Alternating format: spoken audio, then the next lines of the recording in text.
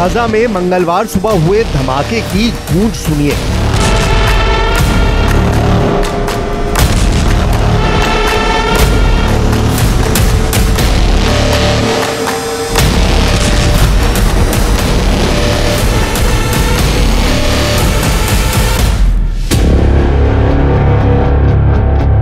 Israel में Netanyahu की वजह से जंग जैसे हालात हो गए हैं।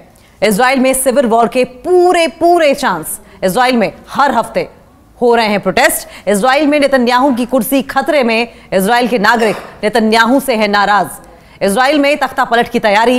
इजराइल में नेतन्याहू पर मनमानी करने का भी आरोप। इजराइल में नेतन्याहू पर देश को युद्ध में झोंकने का आरोप। इजराइल में नेतन्याहू पर नाजायज युद्ध नीति अपनाने का बड़ा आरोप, साजिश करने का आरोप। इजराइल में नेतन्याहू के खिलाफ सड़कों पर उतर आए हैं लोग। इजरायली पुलिस ने कई प्रदर्शनकारियों को हालांकि गिरफ्तार किया है। जायोनी मीडिया ने आगे ये बताया कि ये लोग जायोनी अधिकारियों द्वारा गाजा पर कब्जा करने के जो हालिया फैसला है उसका विरोध कर रहे थे और इस विरोध को लेकर ये सड़कों पर उतरे थे। तभी तेल अवीव पुलिस ने उन पर हमला कर दिया। फिलिस्तीनी इस्लामी प्रतिरोध आंदोलन हमास के नेता महमूद मर्दवी ने पहले अपने बयान में इस बात पर जोर दिया कि समझौते तक पहुंचने के लिए बातचीत ही एकमात्र रास्ता है। लेकिन बेंजामिन नेतन्याहू बहुत ही अग्रेसिव तरीके से कार्रवाई कर रहे हैं, अग्रेसिव तरीके से एक्शंस ले रहे हैं। आक्रामक कार्रवाइयां और छल के माध्यम से जो सीरियस बातचीत होनी चाहिए थी, एक डायलॉग होना चाहिए था, वो नहीं हो रहा है।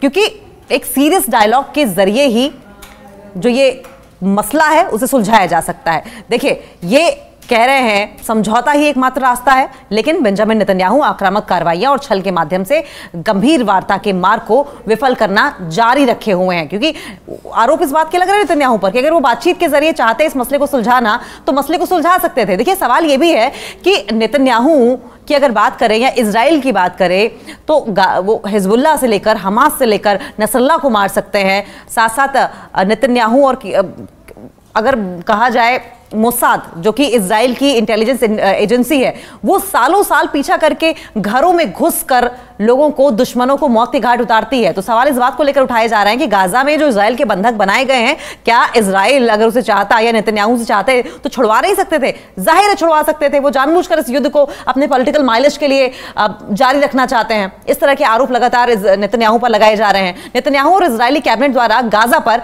पूरी तरीके से कब्जा करने के फैसले के बाद कब्जे वाले क्षेत्र में रहने वाले जायनोवादियों में बड़ा विरोध, व्यापक विरोध और आक्रोश की लहर है।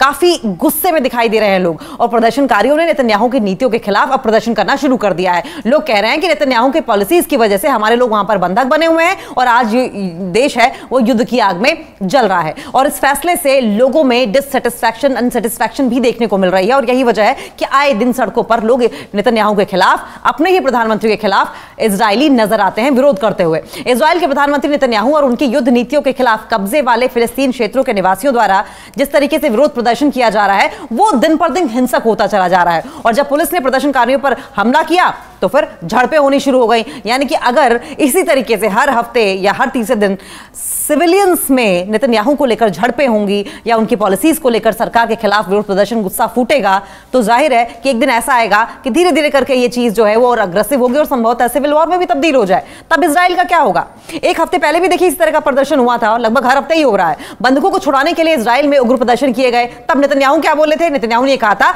कि हमास के खिलाफ अग्रेसिव होना ही सबसे बढ़िया उपाय है, एकमात्र सोल्यूशन है। यानी कि वो बातचीत के जरिए, मीडिएशन के जरिए सोल्यूशन तो चाहते ही नहीं है। वो ये चाहते हैं कि इजराइल आक्रामक रहे, वहां अटैक करता रहे और यही एकमात्र उपाय है। हमास के कब्जे से बंधकों को छुड़ाने के लिए इजराइल में प्रदर्शन कर रहे लोगों का सब्र जवाब देने लगा है। प्रदर्शन के दौरान लोग उग्र हो गए हैं। उन्होंने टायर जलाए, हाईवे जैम कर दिया और युद्ध विराम के पक्ष में नारेबाजी भी की। ये एक हफ्ते पहले की बात है और इस हफ्ते फिर ऐसा ही आलम देखने को मिला था। लोगों का गुस्सा इजराइल की उस योजना को लेकर है जिसमें हमास को कुचलने के लिए गाजा में आक्रामक कार्रवाई की बात कही जा रही है। वहीं इजराइल के ताजा हमले में गाजा में 16 नागरिकों की मौत हो गई। नेतन्याहू ने क्या कहा? नेतन्याहू कह रहे हैं कि लोग प्रदर्शन करके बंधकों को छुड़ाने की जो प्रक्रिया है उसे बाधित कर रहे हैं।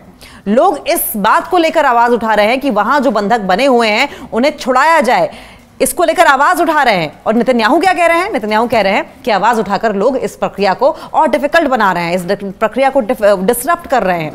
बताया जा रहा है कि प्रधानमंत्री नेतन्याहू सिक्योरिटी कैबिनेट की बैठक करने वाले हैं, लेकिन यह साफ नहीं हो पा रहा है कि वे सीज फायर को लेकर, युद्ध विराम को लेकर जो एफर्ट्स किए जा रहे हैं उस पर वो चर्चा करेंगे भी या नहीं करेंगे। उन्होंने कहा है कि युद्ध विराम के पहलुओं पर काम करते हुए इजराइल गाजा सिटी पर हमलों का विस्तार करेगा, लेकिन किस तरीके से करेगा यह किसी को नहीं मालूम। हालांकि प्रस्तावों को अंतिम रूप देकर जो भी बातचीत करने वाले हैं, वार्ताकार हैं, उनके पास चर्चा के लिए अभी भेजना बाकी है। यानी कि संभावना है, ऐसा पोर्ट्रे किया जा रहा है कि युद्ध विराम को लेकर, सीज फायर को लेकर बातचीत होगी, लेकिन अभी तक ऐसा किसी भी मीटिंग में होता हुआ दिखाई नहीं दिया है। बंधकों की वापसी के लिए आक्रामकता ही सबसे सर्वश्रेष्ठ उपाय है, सबसे बढ़िया तरीका, नेतन्याहू कह रहे हैं। नेतन्याहू ने कहा है कि हमास को तोड़ने और बंधकों की वापसी के लिए अग्रेसिव होना ही सबसे अच्छा सॉल्यूशन है। लेकिन बंधकों के स्वजन और उनके जो चाहने वाले हैं, उनके परिजन हैं, उनके सपोर्टर्स हैं, उनके समर्थक कह रहे हैं कि यह सही तरीका नहीं है। अग्रेसिव होकर आप बंधकों को, होस्टेजेस को वापस नहीं ला सकते हैं, बल्कि इस सिचुएशन को और खराब ही करेंगे। इस तरह का आरोप नेतन्याहू पर लगा रहे हैं। लोगों का यह कहना है कि बातचीत के जरिए समाधान निकाला जा सकता है और बंधकों को वापस सुरक्षित लाया जा सकता है। उनको यह भी उम्मीद है कि लगातार अगर प्रेशर बनाया जाए, लगातार दबाव बनाकर नेतन्याहू को सीज फायर पर बातचीत के लिए तैयार भी किया जा सकता है। लेकिन जितना लोग प्रदर्शन कर रहे हैं, नेतन्याहू पर प्रेशर बना रहे हैं, उतना ही नेतन्याहू बेदग जाते हैं, लोगों पर ही कार्रवाइयां करवाते हैं, हिंसक झड़पें दिखाई देती हैं और जो गाजा में सीज फायर की बात है वो जस की तस रह जाती है। गाजा में देखिए अभी भी 50 बंधक हैं। आप समझिए इस बात को कि हमास ने 7 अक्टूबर 2023 को इजराइल पर हमला करते हुए 251 इजरायली नागरिकों को होस्टेज बना लिया था। युद्ध विराम के दौरान, सीज फायर के दौरान बड़ी संख्या में लोग छोड़े भी जा चुके हैं। इजराइल अब तक केवल 8 बंधकों को हमास के कब्जे से छुड़ा पाया है, केवल 8 बंधकों को छुड़ा पाया है। न जाने बाकियों को छुड़ाना नहीं चाहता या उसकी कैपेबिलिटी के बाहर है। लगभग 50 बंधक गाजा में अभी हो सकते हैं, जबकि उनमें से 20 को माना जा रहा है कि जिंदा हैं। बाकियों को क्या बाकी मारे जा चुके हैं? इजराइल का लेकिन दावा यह है कि हमास के कैमरे को निशाना बनाने में मारे गए 5 पत्रकार।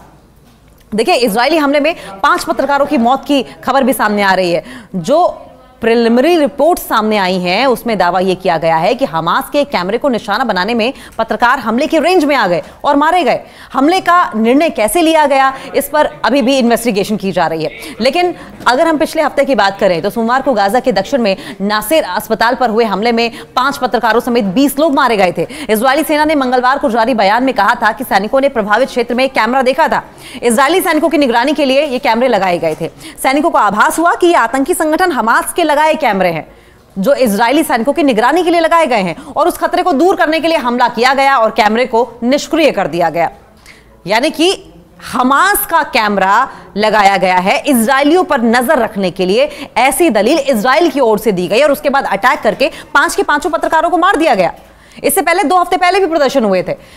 इजराइल में बंधकों की रिहाई को लेकर प्रदर्शन किया गया था, तब 38 लोग गिरफ्तार हुए थे और समझौते को तब भी नेतन्याहू तैयार नहीं हुए थे। इजराइल हमास के बीच युद्ध में एक नया टर्निंग पॉइंट आता दिखाई दे रहा है। एक तरफ तो नेतन्याहू समझौते को तैयार नहीं है, दूसरी तरफ उनके ही देश में बंधकों की रिहाई को लेकर सरकार के खिलाफ आए दिन प्रदर्शन हो रहे हैं। देश युद्ध की आग में जल रहा है। हमास के बीच युद्ध में एक नया मोड़ तब आया जब इजराइल के अंदर ही डिससैटिस्फैक्शन दिखने लग गई, असंतोष उजागर होने लगा।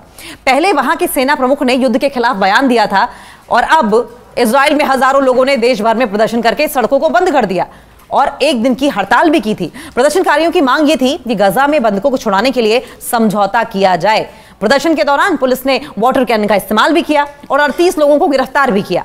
इन प्रदर्शनों का आयोजन बंधकों के परिवारों ने किया था। जो लोग वहां पे होस्टेजेस हैं, हमास की कैद में हैं, उन परेशान बेबस लोगों ने नेतन्याहू के खिलाफ प्रदर्शन किया था कि बातचीत के जरिए इसका आप समाधान निकालें। जो बंधक वहां पर हमारे परिवारजन बने हैं, हमारी फैमिली मेंबर्स हैं, उन्हें सुरक्षित बाहर लेकर आएं। ये परिवार बुरी तरीके से निराश हो गए थे नेतन्याहू से और यही वजह थी कि इनको सड़कों पर उतरना पड़ा। ये लोग सरकार के गाजा में नए सैन्य अभियान से नाराज है क्योंकि इससे बचे हुए जो 50 बंधक हैं उनकी जान को खतरा हो सकता है। माना यह जा रहा है कि इनमें से केवल 20 ही अब जिंदा है।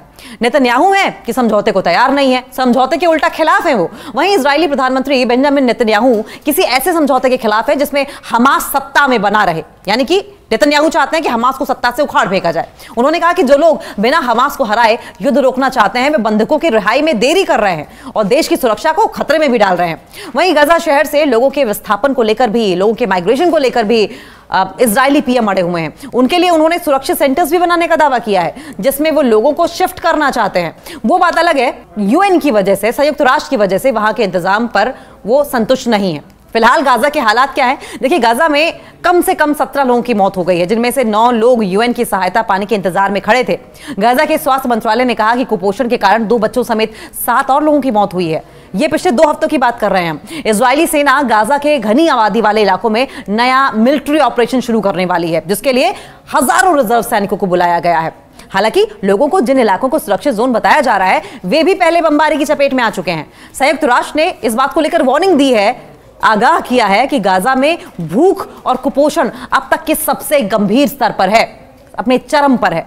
मार्च से लेकर अभी तक, मार्च से लगी पूरी तरीके से प्रतिबंध के बाद अधिकांश सहायता बंद कर दी गई है। ज्यादातर जो एड वहां पर पहुंचती थी वो पहुंच नहीं पा रही जब से सैंक्शंस लगे हैं, बैन लगा है। लेकिन अब भी जो मदद मिल रही है वो जो रिक्वायरमेंट है उससे बहुत ज्यादा कम है। तो ऐसे में सवाल यह है कि युद्ध की आग में युद्ध की भेंट भले वहां के बाशिंदे चढ़े ना चढ़े, भुखमरी और बीमारियों की भेंट जरूर चढ़ जाएंगे।